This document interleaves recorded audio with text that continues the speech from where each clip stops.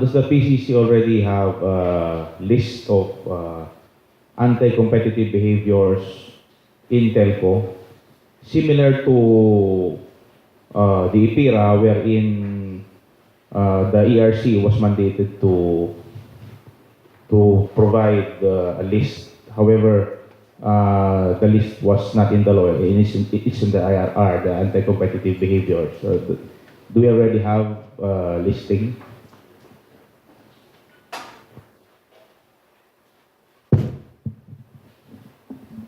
Yes, because you mentioned throttling a while ago, the lock-in, because in other legislations, for instance, Korea, there are enumerations of anti-competitive behavior in telco in their legislation. So, do we already have?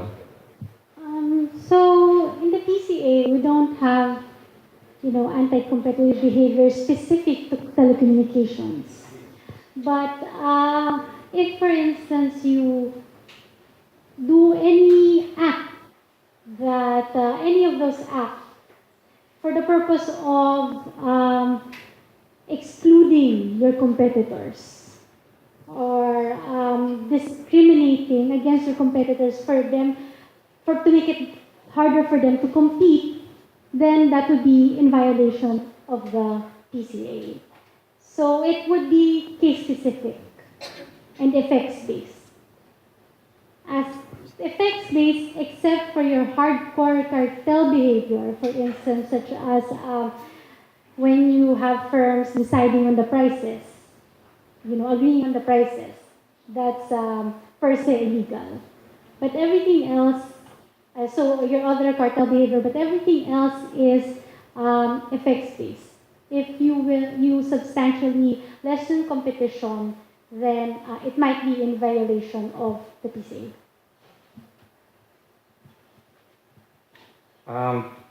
Do you have a follow-up question to that, or has your question has been answered well? Second, in the PCA, I forgot the provision. It says there that you have to consult the sector regulator, right? And for a decision on a competition matter. My question is, what if the sector regulator has a different opinion than the PCA, the PCC? But the exclusive jurisdiction is with PCC, right? So how do we resolve that? I'm not a lawyer. Yes, I am not a lawyer, but if it's a competition matter, if it's something that affects competition, then the PCC would have primary and original jurisdiction over it. So it would be the decision of the PCC based on its assessment. Yes, but there is no word solely. It's original and primary. I'm not a lawyer too, but we've consulted it, and there is no word sole. So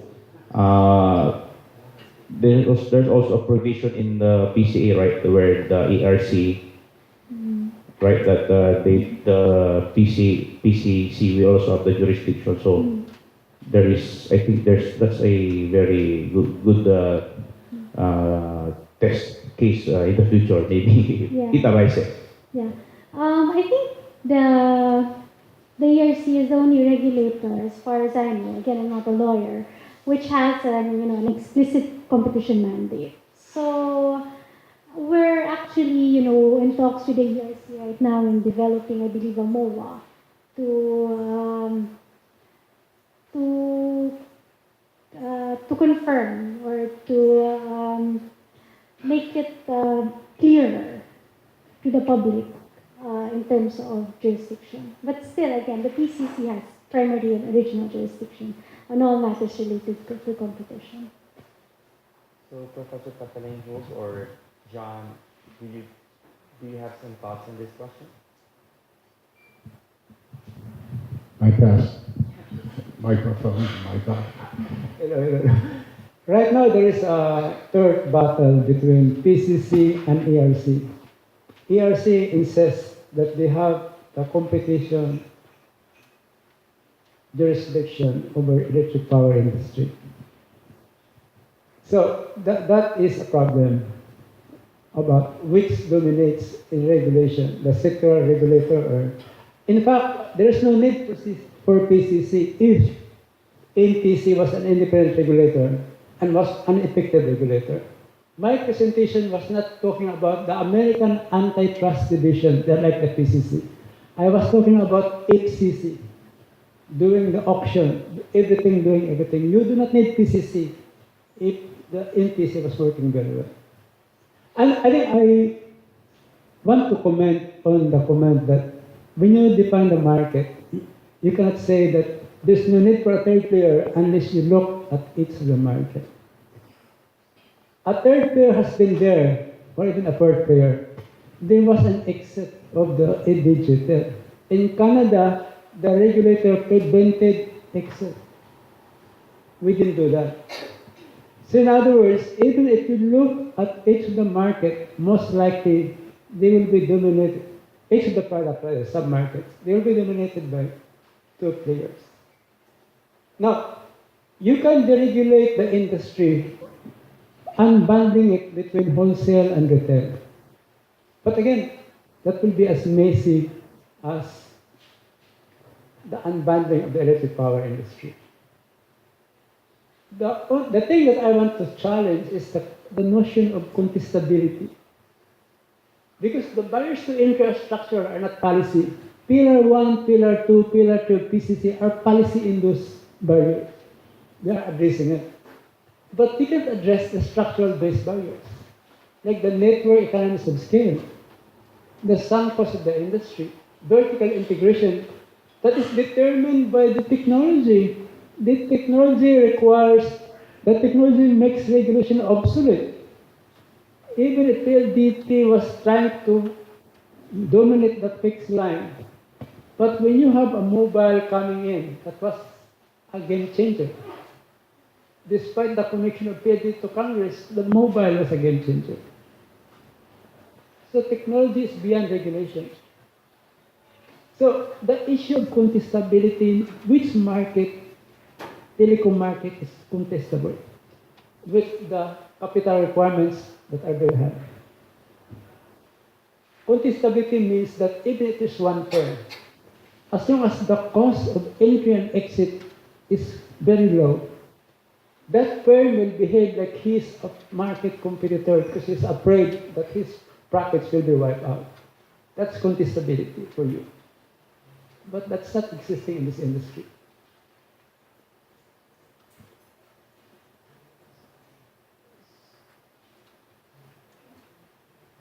So, contestability is right, it exists. It will impose strong competitive pressure on the existing players. The last point I want to drive at is that the 60-40, there's even a move to redefine the definition of public utility. For me, it's futile. Because look at what happened to countries around the world. When you open it up to 100% foreign ownership, look at the experience of Morocco and Tunisia. They open up to 100% ownership. What happened? Vodafone, American players, and European players just invested in equity in existing dominant players. It's the Atlas. My prediction is this. Tomorrow, you change the constitution, and I bet that Singapore Telecom will not put up its own. It still be with Globe Telecom. The Como entity will just be with PLDT. That happens in India. That's not the solution to make it contestable. Because of the sunk cost, the network, the strict communication, the network economies of scale. Opening it 100% to foreign competition will nudge to more contestability, but it's not relevant. That is not a game changer. No, sorry. So any other questions from the audience? Yes. Okay.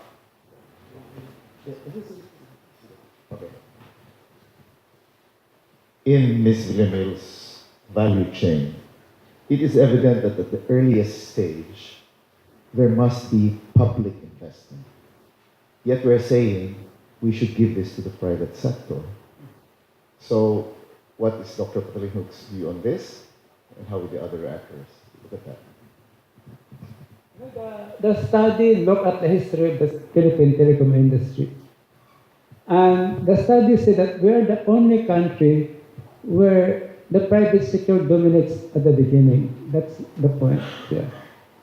So right now, that's already the dominant structure, private sector driven, compared to other countries where the infrastructure were put up by the government. But isn't that the question of the consumers? If the government does not invest in a public good, then the private sector will appropriate to itself what sunk costs they have put. Because they have to appropriate to themselves those sunk costs, it becomes a private matter rather than a public good matter. Because in a developing country, you need the public goods first, and that's the role of government. Yeah, that's true. We were both in the Ramos government, the three of us, Carl, Bernardo. So how did it, despite the disinterested opposition to opening the market, how did it open? And in addition to what John said about Lake Wanyu at Sangra Hotel, the lack of dialogue, what happened was that I was in government. We wanted to open it. There was a case between PLDT and the government, where PLDT won in the Supreme Court. But when Joe Almonte and his staff ran a matching in the computer, they found out that 80% of the legal brief of that justice of the Supreme Court were copied from the legal counsel. So all the supporters of PLDT in Congress were neutralized in supporting the lobby of the PLDT. That opened up AO 59, OA10, and then Republic Act. So these are the political economic reforms in this country. It took a long time. And you are right. That's the only time that the consumer welfare were asserted. All the while, Congress will not open up the industry. And the executive order open it up. Romeo Bernardo, guilty as charged as having worked in government. But full disclosure, I'm a director now in Globe. But let me make an observation to the point raised. I guess government did try to get involved in the provision. There is this thing that, I don't know if you remember, Telefono sa Barangay, which was a disaster. And also the licenses were given to about 8 or 9 or whatever. We can't even remember who those telcos were. They fell on the wayside because of an inability to mobilize, financial weakness in their technologies. So eventually we left with 2. I mean, I'm sure that was probably presented already by Dr. Patalinhook. But my point is, it's because precisely strong players were able to provide the infrastructure early on that we're actually, if we had to wait for government, we would not have been able to build the drivers to growth now in our economy. I'm talking about the BPO sector, clearly. At that time, we are ahead of India and in providing the infrastructure. So even though they may be ahead in some areas, we were able to very quickly build an industry based on that. I just wanted to make that case. The second, I don't know, again, I apologize for being late, and it's in the paper of Dr. Patalinhook. I think the real big entry barrier is the kind of investments that you need. I think the two telcos invest in the order of 30 to 40 billion every year, and they'll have to do this on a sustained basis. I'm not even talking, and they already have a fully operating system. They've been installed, they invested, but even with that, they invest something like 30 to 40% of what they earn on a gross level every year. It's not likely that there is a company that has both the technical capacity and the financial wherewithal to be able to build in a well-served population. What's it now? 2 cells for every person is, I think, the ratio now, or is it 1 to 1? I'm not sure, but it's very high. I think it's 100 120, somebody help me here. I think there are 120 million cell phones, maybe not quite 2 to 1. I think only some bad husbands have 2 cell phones. Anyway, I guess that's the point I'd like to make. But maybe a question to Dr. Patalinho.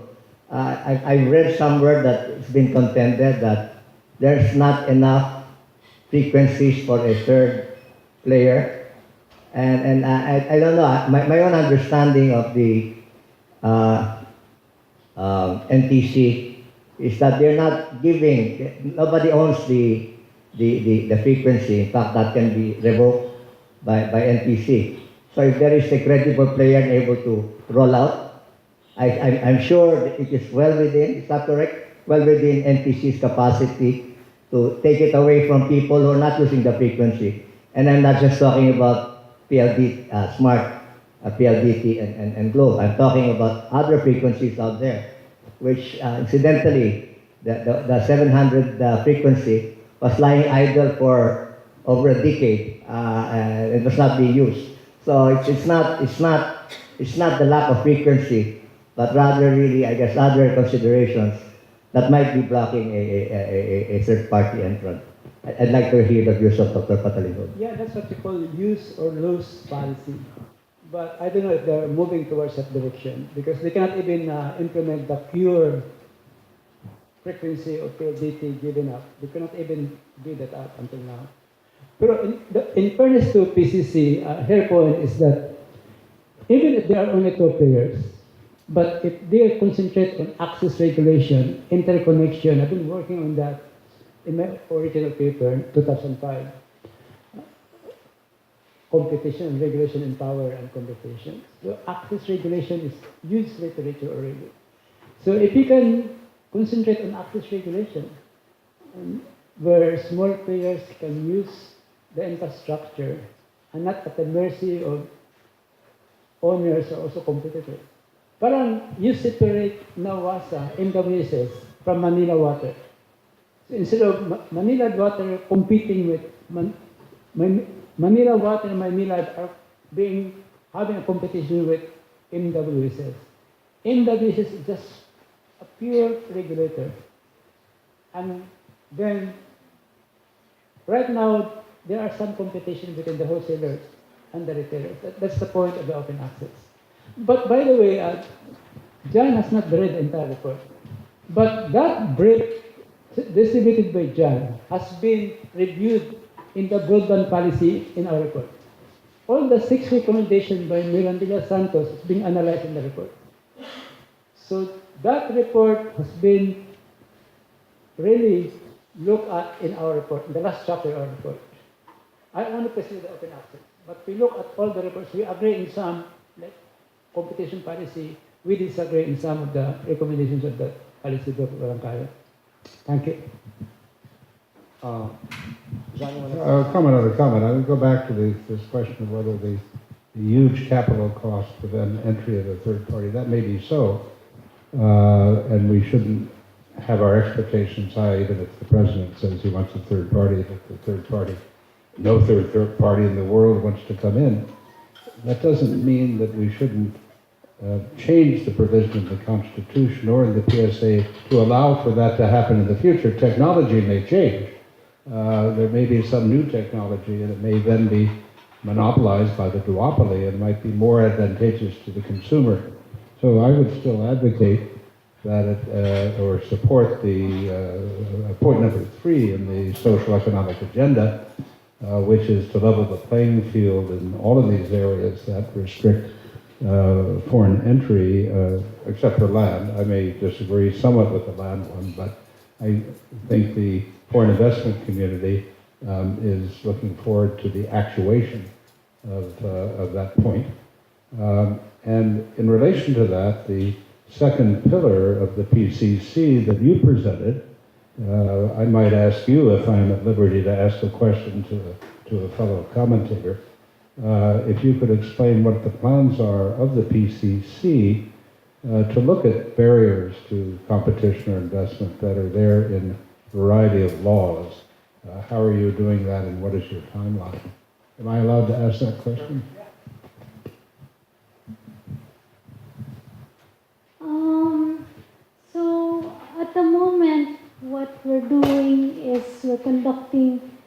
we're starting market studies.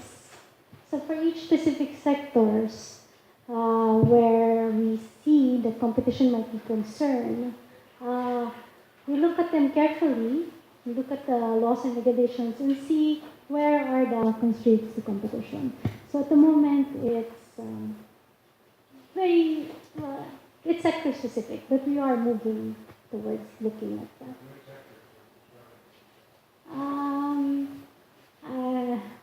I don't think I'm at liberty to say at the moment.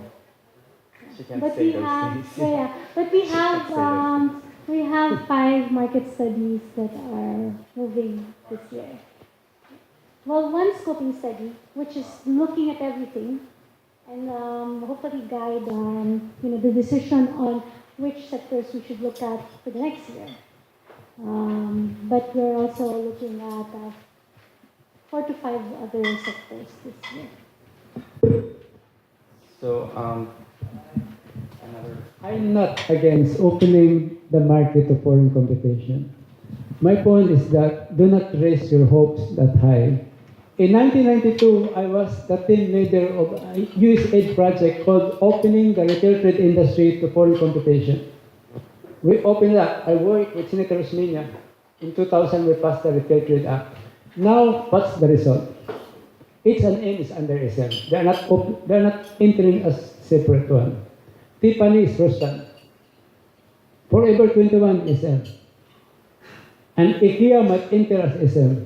Will no foreigner, not Casino, not Carrefour, enter the market on its own? They need local partners. Why? There are no lands available. Robinsons and SM are doing land banking.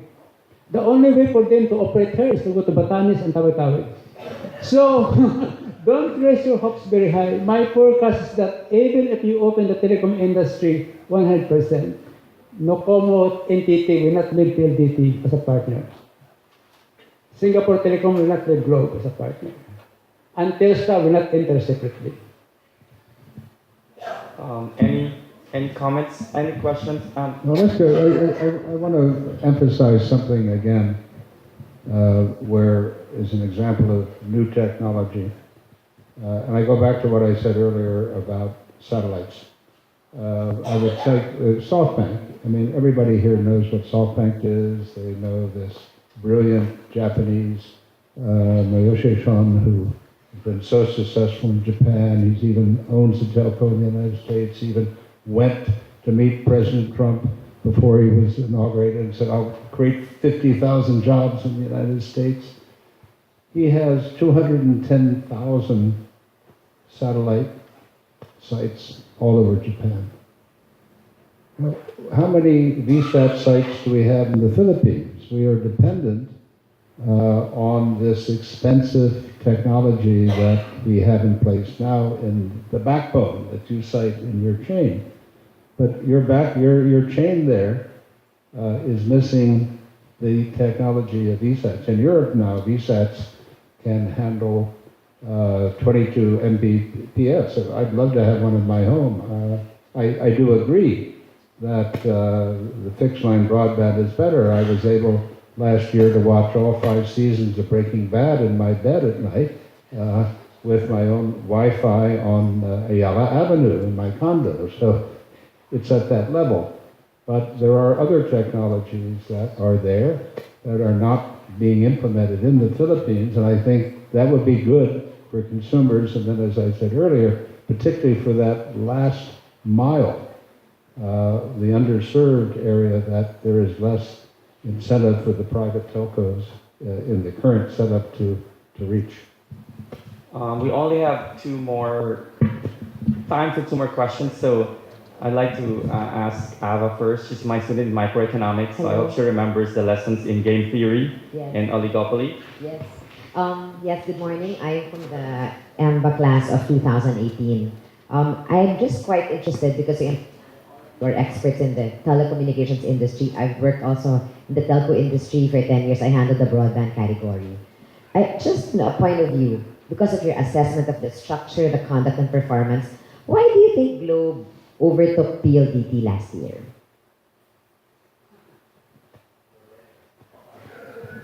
because I've been a loyal subscriber since Globe first offered services. I'll tell you, I got a landline, which is 816-6601, and a cell site number, which is 816-6602.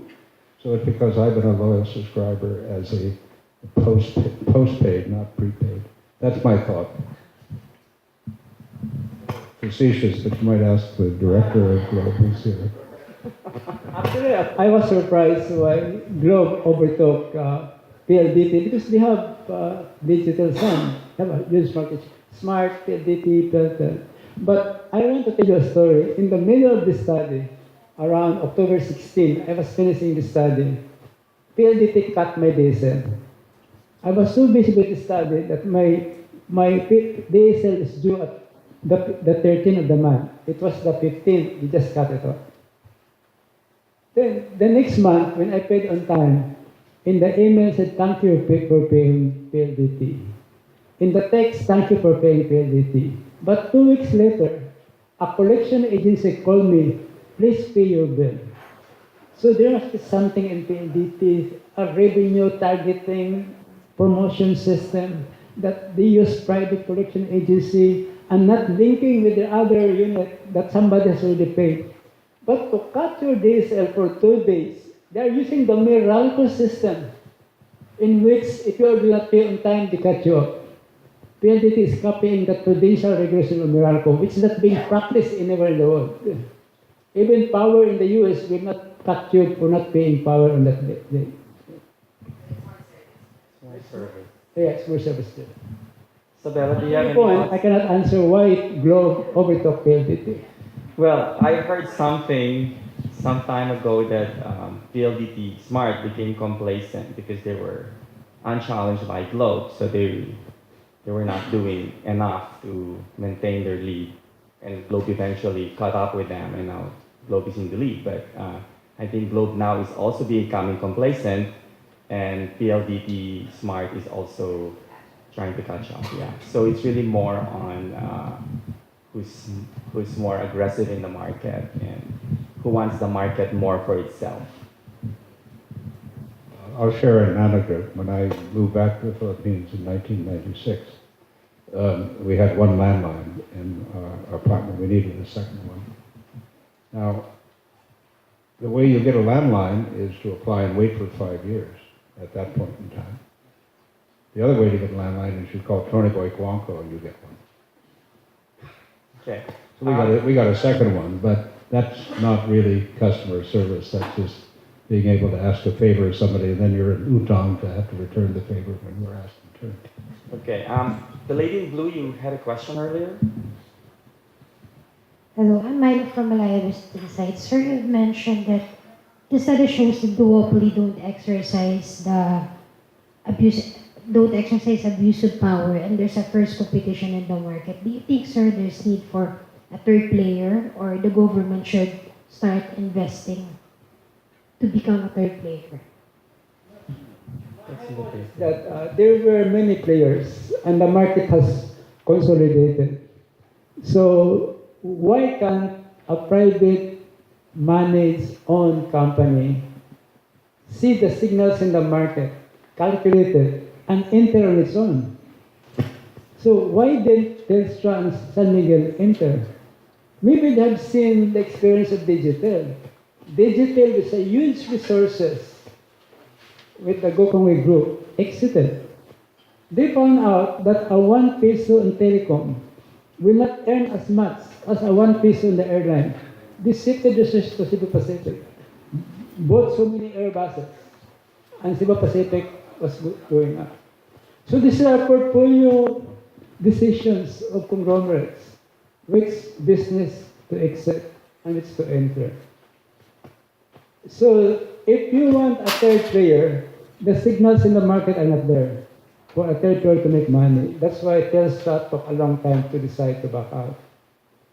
So if you want a third player to put pressure, the so-called community pressure, then you have to subsidize a government third player. But according to Romeo Bernardo, the Barrio Telepono Municipal Telephone Program was a fiasco. And the experience of government in this kind of venture, the NBN of the National Broadband Network, which could have copied Singapore and Korea, collapsed because of corruption. So we didn't have a government-run project that succeeded. So unless there are involvements in the private sector. We own. If there's one last question from the audience, we can take it, but otherwise, we've run out of time. So, one last question, okay? I think we can hear you without the mic. Maybe just a follow-up question to what I asked. Mr. Yan, Mr. Forbes, I just want to ask if you think usually government is capable of becoming the third player in the industry? I think a number of people have already cited the experience of the telephone for the barangays.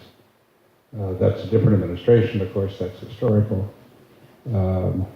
But I think it's better to have the private sector. I'm not saying that, I mean, there are plenty of, that was also cited, there are plenty of cases around the world where there are efficient state-owned GOCCs that operate telecommunication services. But the Philippines' experience has not been so good. So I would say it's better to emphasize the private sector. And do you think, sir, there's a huge barrier, entry barrier for Philippine telco? I mean, for investors to come in.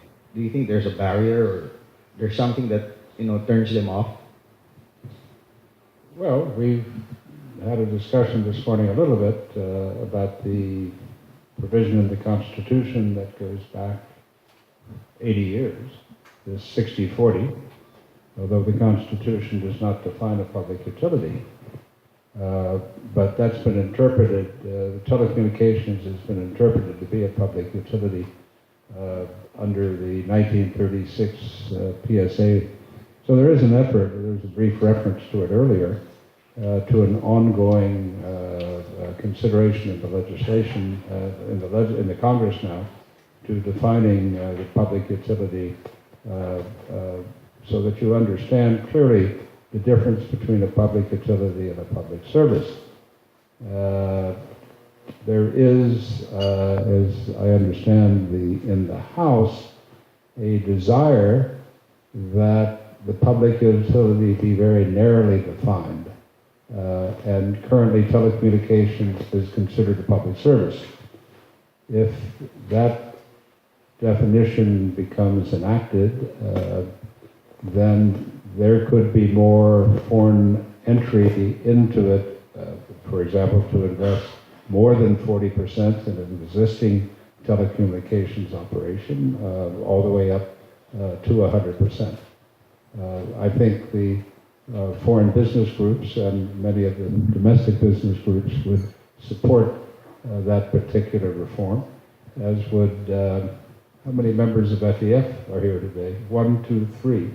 So FEF is engaged in that as well. Thank you. Last question, sir, for PCC. Okay. Just Anyway, a comment. Ms. Villamil made mention a while ago that the government is responsible in ensuring that, competition. But from your end at the PCC, how do you think, can you address the ongoing concern affecting the industry, especially the permits? I was able to talk to Secretary Saralima a few days ago, and he said that, for one cell site to be installed, you need 25 permits. So where does, PCC stand in this aspect?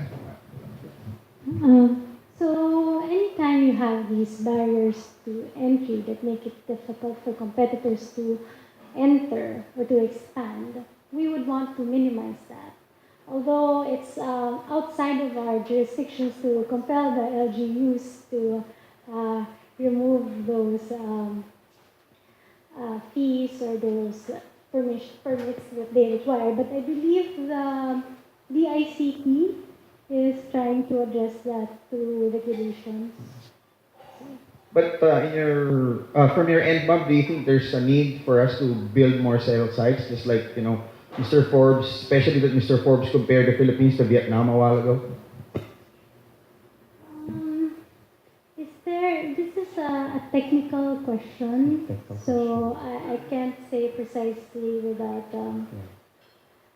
I think you have to ask Globe or PLDT that question because it's a technical question and economists cannot answer that sufficiently.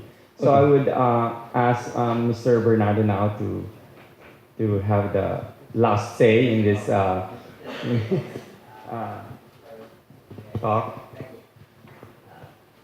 First of all, to begin with, I'm here in my personal capacity. No? And maybe as a co-FEF fellow, as Dr. Patalindo again, and Ambassador John Forbes. Number one, I fully agree with what John, and I guess Ling Ling said on opening up the economy. That's good across industries, not just telco. Number two, on whether government can be effective as a third player. I think Secretary Salalima did mention that there are areas which are not commercially viable, that the private sector can never find profitable. Maybe the future direction there could be via PPP. It doesn't have to be government implementing it, but can certainly join the private sector as it has done in other successful projects. I'm thinking about the 2 water concessions, for example. So there is a way where government can be there without being the one operating the system, but in partnership with the private sector. That's all. Thank you so much for May I just- one last sorry. thought from Ms. Villamil. Regarding the question about the cell sites, it would depend on what you're trying to address.